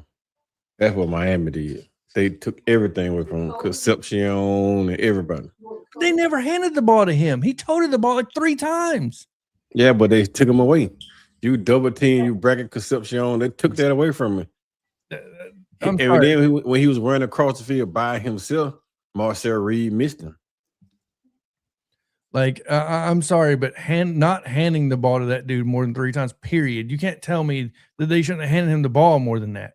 Let me bring up the exact number because that sounds stupid if I'm Ja'Cory said it was 3 and 5 at the time.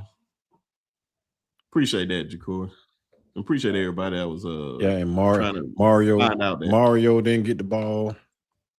Well, they were throwing the ball, man. They just kept dropping it. And some of the passes were behind and all that. Some were behind because he was throwing the ball in Russian throws. Oh, my bad. Concepcion got the ball 2 times. He got handed the ball 2 times. My bad. But Concepcion is their top receiver. Like, he won a top receiver in the SEC. They bracket coverage him. And when he did get some of the ball, man, it was a little bit too far out front of him, and he couldn't hold on to him. One behind him, the Miami damn safety knocked the cut off him.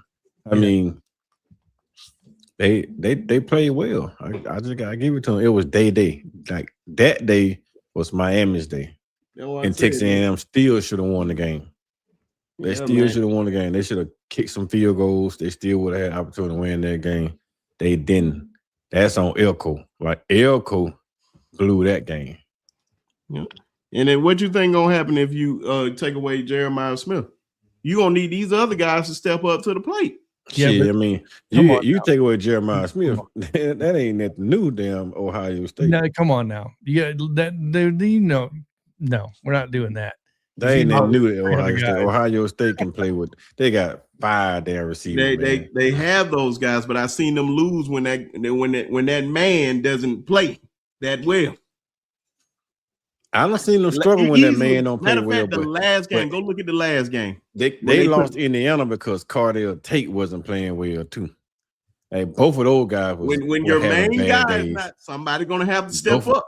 Both of those guys had bad days, but you just said Jeremiah. No, they but can I'm win saying, without Jeremiah. If you take away both of them guys, then it's a problem for Drew saying. yeah. That's a huge problem. I'm not saying that Carnell Tate is some scrub. He's gonna be a first round pick. He is that guy. He is that dude. But what I'm saying is that you take away one guy, which is your main guy. He is the X. There ain't no question about Jeremiah is the X. But Carnell has to step up. Brandon Ennis has to step up. If those guys do not step up in this game, that's all I'm saying. You're going to get a result like how you had in Indiana. If those guys don't step up in the game, you're going to get the result how they lost to Michigan at their house last year. If you don't step up in the game, you're going to lose like how you lost to Oregon. Bro. I'm telling you right now, when Ohio State runs the ball on Miami, don't be surprised when this game gets out of hand. Because the only, in my opinion, the biggest hope if I'm a Miami fan, if I'm betting, and I like Tez, no, not Brinsky using if. But what do you always say, Brinsky? If a if was a fifth, we'll all be drunk. But I'm just saying. If I can't even say it. Yeah, but Jeremiah, I get where you coming from when you say that, Brinsky. I really do get where you coming from. But at the same token, I see what John's saying. Yeah. Because that if part of it, we can't even allude to if. We just gotta go by what we saw. We saw Ohio State play phenomenal football all year long. Just relentless phenomenal football. We saw that all year long. We also saw Miami play horrible in the stretches all the way through the season. When they should have been beating teams, they wasn't beating teams bad. They was barely beating teams. We did see that part too. But yet and still, I take Ohio State coaching staff because they won championship last year. I like Matt Patricia more than I like anybody in Miami. I like Jeremiah Smith more than I like Malachi Tony. But I love Malachi Tony. I take down Julian Sands over Carson Beck any day. Hands down. Any day. That's cool. But you still got to perform. And Caleb Downs, he a monster. I know Miami got that freshman down there that's becoming that guy.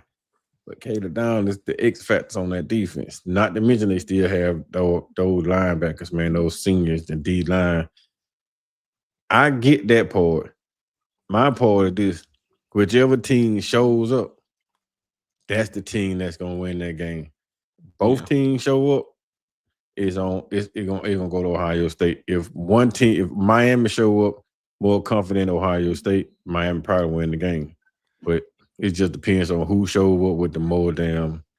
Like Dabo said, whoever bring their guts, whoever bring the more guts gonna win the game. I'm gonna ask the people right quick. I don't know if I don't know. Well, can't do a show on that night or whatnot on the 31st because that's where all the games gonna be, and I think I'm gonna be on the move anyway. I may do a post game show. I think who plays on the 31st? Miami and Ohio State. Miami and Ohio State. That's funny. That's actually the game right before all that. Nobody else playing? Just those two? No, I think it's one more. I think there's another come on, but I'm looking right now. Not that type of magnitude. I'm looking right now. Got Pavi in them playing, but Miami and yeah, or everybody else played the next day. Everybody else played the next day. So yeah, just Oregon. Oh, really? Just the one game that one day? Yeah, well, you have other games. I'm just talking about the college football Well, that's playoff what I'm game. talking about. I don't care about the other bowl games because nobody does. And then so yeah, man, deaf to all. I can't even use that word. Yeah, we just need to get rid of all of these bowl games, man, because you minimize all this. The conference championships need to go. Just want to put that out there on the record. But I'm telling you, man, we're gonna find out sooner or later. Well, Wednesday night. I'm like Coach Al, man. When Coach Al dropped that thing in the chat about those bowl games, we should have a consolation prize. Like he said, the NIT tournament in basketball. We should have more like an NIT type of tournament for those smaller bowl games for people for the group of 5 and below. They can go in there and compete, and that'll make those bowl games more interesting because all the kids will play. But just to have the bowl games they have now and the way they got them, the way they structure the teams they're playing in them, it's not really interesting. That's why you have all these kids sitting out because they're going to get the money regardless. The team goes, the kids still going to get paid for the team, being on the team. So why would I play? I don't have to play if I'm still getting the check. So make the games meaningful. Right now, they ain't meaningful unless it's a group of 5 playing against the SEC. That's mean a lot to their program, but it don't mean nothing to Texas A&M. It don't mean nothing to damn Kentucky's of the world. So they gotta make it meaningful. Steven, you my guy, man. You my guy. But they can get rid of it too. It's pointless. It's pointless at this point, man. It doesn't mean anything anymore. Like you can just say I'm SEC champs. That's cool. That's still something nice to say, but I guarantee you, if you ask yourself I want everybody to be truthful. If Alabama didn't have to go play in that game, would you want Alabama to go play in that game or just sit at home? Because regardless, we were going to be in the playoffs. I didn't think we were going to be in the playoffs based on the rules because I thought ACC champ had to be in there. So I'm glad that people was correcting me on that because I thought not that we didn't deserve to, but based on ACC, you had to put an ACC champ in there. But if everybody just being honest, they wouldn't want to see Alabama play that game. They'd rather just see somebody else play that game. We're gonna be in the playoffs regardless. I would have rather seen Texas A&M play, honestly. They were the best team all year long. Just because they took one L, they still should have had opportunity to play for that game. Soft ass schedule. Yeah, you're right. It's still they won them all though. They had a soft ass schedule, but they won everything on that soft ass schedule. Texas had a soft ass schedule and they ain't win them all. So you gotta think about it. You're right. Well, they had to play Ohio State and Texas A&M. Yeah, I wouldn't say that. They Georgia. That's not a soft State, schedule. and they played Georgia. Outside Ohio State and Georgia, who the hell did they play? Texas A&M. Those are three top. And Texas A&M just got bullied by Miami. That's cool. That's one game. Now, if you wouldn't say that in the hindsight is 2020. You wouldn't say that before. Yeah, I would. When Texas played Texas Tech, I already knew. I said Texas gonna win. If Texas played anybody the way they play Oklahoma, I knew they were gonna win.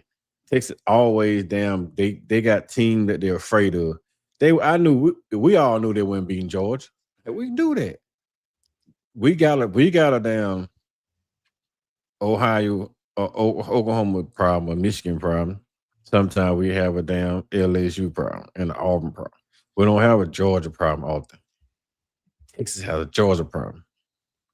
Man, that's a serious problem. It's like they afraid of Georgia. We're not afraid of Georgia. Everybody afraid of Georgia besides us. They used to be afraid of us. Now they're afraid of Georgia. So when they see that G come to town, whole SEC get nervous. Alabama kids get happy until the SEC tournament because they ain't want no parts of that shit. I don't even know what them kids even want to play in that game. But they did, and they got their head beat in. But outside that, they see Georgia, they be like, oh yeah, we about to damn go out here and dog walk little brother. Here's what I can tell you. Starting next year, 2 SEC teams that make it into the playoffs, assuming 2 make it in, both of those teams will have played 10 SEC games before they even enter the playoff. Think about that. That's the NFL schedule, bro. I mean, for real, because we're going to 9 conference games next year, and if you are in that, you're talking about 10 SEC games. That means the likelihood of you playing like the Georgias, you know what I mean? If you want to say Texas, Alabama, you know what I mean? Anybody it's good that year, which is a lot of SEC teams, is very high, and you're most likely getting a lot of those teams back to back to back. And that's the problem. That is the number one problem. We got to play all them teams back to back to back to back. It's relentless. I mean, you look at our schedule next year; it's relentless. But that's on our guy though, our damn dumbass commission.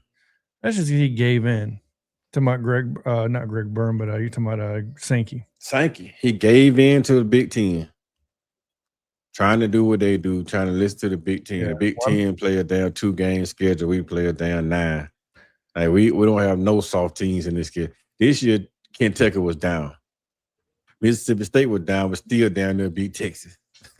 Damn to beat everybody. Mississippi State was fine. Arkansas was down, still damn near beating team. South Carolina was down, still playing great. So our 4 teams that were down this year were playing horrible. Vandy would have been down forever. Now Vandy is one of the top teams in the SEC. Man, there ain't no breaks in this conference. I would have gone to 9. No, I would have went down to 7. Shit, give some cupcakes in the middle. I don't give a damn what Ohio State say. What did the Big Ten say? I would look at this schedule like, man, your whole damn conference is goddamn cupcakes. Let me schedule down. Let me take off down LSU and put goddamn Wisconsin on here again. Let me take out LSU and put Penn State on here. Let me take out LSU and put on Purdue. Let me play goddamn Purdue every year. Rutgers. That Maryland. Northwestern. Maryland, yeah. Illinois. Let us play them every damn year. Michigan State. Come on, man. Let us get some breaks. Shit, we'll trade y'all 5. And we get 5 of y'all get 5 hours. Yeah, man. I don't think they want our 5. But we about to get off here in a minute, everybody. We just 18 lights away from 100. Can y'all just get us there? It costs y'all no money just to hit that like button. Just come on. Before we close it out, man, can we at least get it to 100 likes? Had plenty of people up in here to get it there. Let's close it out because I don't know if this is going to be the last one for the year. So I just want to at least get it there. And, of course, just want to throw this out there. The post-game show will be over here. Indiana versus Alabama post-game show will be over here. So make sure you guys check it out. Right after the game, we going live, talking about the game. Hopefully we'll win. And, yeah, all that good stuff. But appreciate everybody coming in, especially Jonathan and Coach Karl jumping up in this thing, man. Just going to let these guys shout out their channels, let them shout out what they got going on, anything coming up. And I also have one thing I post to shout out for Tez, which I don't have saved right now. Yeah, man, I'm doing terrible, man. But you guys go ahead. Matter of fact, what's your final thoughts on this game, and then I'll close it out. Just which game? Ohio State and Miami. Man, Ohio State's going to win the game. I think Ohio State's going to win the game. I'm just going to leave it at that. I'm not saying Miami doesn't have a chance. I'm not saying that at all. What I'm getting at is I feel very confident that Ohio State's going to win this game by 7 to 10 points. That's cool. And y'all, Tuesday night, everybody. Tuesday night, Tez is gonna did it say there you go. Little trivia night. Tez is giving out a SE season hoodie. the first official SEC hoodie, SEC season hoodie. So make sure you guys go check that out. So Tuesday night gonna be 2025 SEC football trivia. So all the stuff that you've been seeing all year long with stats and everything. So just come on over. Make sure you guys like and subscribe over there at his channel at SEC Season. Y'all already know the link gonna be in the chat. So make sure y'all go over there, try to win you a hoodie. And if everything plans, I plan on doing a hoodie giveaway to myself with SEC Season. I plan on getting 2 of them for members only because they always showing major love. So members only raffle. So if you want to be a part of, just become a member. It's just that simple. So definitely appreciate everybody. And then I try to do something really, really soon at the beginning of the year for all the subscribers. But just trying to get the members out the way. So definitely appreciate everybody. But I'm gonna let these guys shout out their channels and we gonna get up out of here. And hopefully we get that 100 before we get up out of here. Hey man, you can find me on the Block Sports with Coach Karl. You also can find me tonight on T-Time Media. We got a live coming up at 7. Outside that, man, hit me up on X at Coach KD Taylor. Find me at T-Town Media, at T-Town Media 25 for 25 on X. Yeah, we do have a live stream actually tonight at 7 o'clock. We'll be interviewing 3-star running back Trey Martin, who got an offer from Alabama, I believe about a month and a half ago, somewhere around that time frame.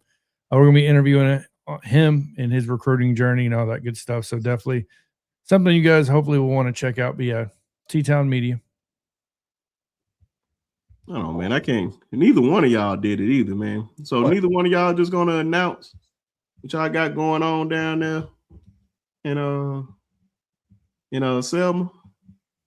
Oh, we will soon. We will. Okay. That's why I didn't want to put too much out there. Okay. Yeah, we're gonna do that soon, man. Not right now. We're still working on details. All right. Well, there you have it, man. They got some cooking for you guys. I almost spoiled it, but I'm glad. Awareness. You got to have good awareness, everybody. not to spoil it. Just wanted to make sure they got that out there so you guys can support them. And as always, one of my favorite people in the whole wide world, LaToya, always supporting. Now I say, man, have plenty of y'all, man. That's always here, no matter what. LaToya is always here, and she's one of for the $5 super chat said, "Roll MF Tide. It's been a great season with you guys. What was your favorite offensive and defensive play of the season?" That's a great one. In the show, man. Which one was y'all? Easy. I'm gonna start. Who want to go first? I'll go last because I got to think about offense, but I think I know what my favorite defensive play is. But you go ahead, John. Tennessee pick 6. Sorry, only because I was in Tuscaloosa. Like I got to hear that from the apartment, which was something I have never heard before. So that's how loud it got. As far as offensively, I'm going to say the 30-yard run by Daniel Hill because it's like the longest run of the year, I think, for Alabama. Damn, man, come on, man. We better than that, man. No, I know, but hey, I got hyped for that one play, man. I was like, oh, we're back running the ball. No, it's one play. So no, in all seriousness, offensively, man, we actually had a lot of good moments this year offensively, in my opinion. I'm going to say that Lottie catch against Oklahoma, the corner throw for the touchdown. Mm-hmm. I'm going to have to say that one. It would have to be that one or the 4th. I think it was like 4th and 4 or something like that. The dime that he threw, was that? No, that wasn't Delatier, was it? I can't remember. But either way, I want to go with that one. Coach Karl. That's late off in the year, John. It don't matter, man. Why can't the man have what's his favorite, man? What's your favorite? That's late off in the year. My favorite offensive play? Offensive and defensive. Okay. My defensive play, I had the same one with Tennessee with that pick six, a 99-yard pick six, but I'll take that away. Since John already stole that one, I'm gonna Yeah, take he it. stole that one from me too. Man, no. That I like to play the LT Overton Ooh, that was and that number 4th 0. and 1. That 4th and 1 when they got their stop in That was a UGA. hell of a play, man. I love that play That right was- there, man. Blowing through UGA offense line and making that play. That was one of my favorite plays of the year. And then my favorite offensive player of the year, you'd be crazy. You probably don't even remember that screen pass to not Jam, but Germ. And he broke those 2 tackles, went across the middle and scored that touchdown. Yeah. Yep. That was one of my favorite offensive plays because he could have damn just gave up when the guys wrapped the legs up. He just kept on fighting, kept on pushing, and broke the 2 tackles and scored a touchdown. So that was one of my favorite offensive plays. And I'll give a shout out because I thought about saying it, and it kind of happened very not similar. It wasn't the same route, obviously. Lottie Brooks doing that against Oklahoma for the first touchdown. He had like 3. That twister. Yeah, that was crazy. That twister was nice too. Yeah, man. I'll start with my favorite offensive play. I think I have 2, man. The big mammoth run by Caden Proctor in the Georgia game. I ain't gonna lie, man. When he jumped I across, wish he would have scored on that one. dude. Man, I wish he would have scored on that. That would have been so epic, man. Because who wants to tackle that big mammoth? Oh man, that was one, but that wasn't my favorite. My favorite one, and this is when I ain't gonna say it shouldn't have been no question in my mind. Like Coach DeBoer has those big kahunas pause when we went for it on 4th and 2 in the Auburn game. I knew that was coming. I knew, man. When I tell you, I sat up here like, F it, let's go. We ain't going for the field goal. F it, let's go. Yep. And it paid off, man. And it paid off to Isaiah Horton, man. Big, still one of my favorite. Hopefully, we have some more offensive game, man. That was easily my favorite. Oh yeah, man. That's the one I was thinking of when I said the one to Lottie that he converted on 4th down. That was like one of the best throws I've seen all year from Ty Butler. Yeah. And favorite defensive play. That's what I said, man. That Tennessee one was just so epic.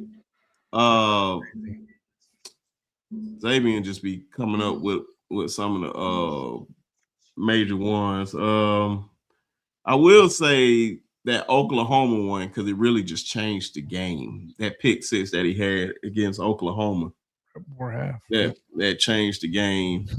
So man, I add that one up there with it. But yeah, man, that was a great question. I mean, it still don't. We got the script sack on down to get Diego Pavia to turn the game. Major. That forced fumble by Lawson on Diego Pavia. Yep.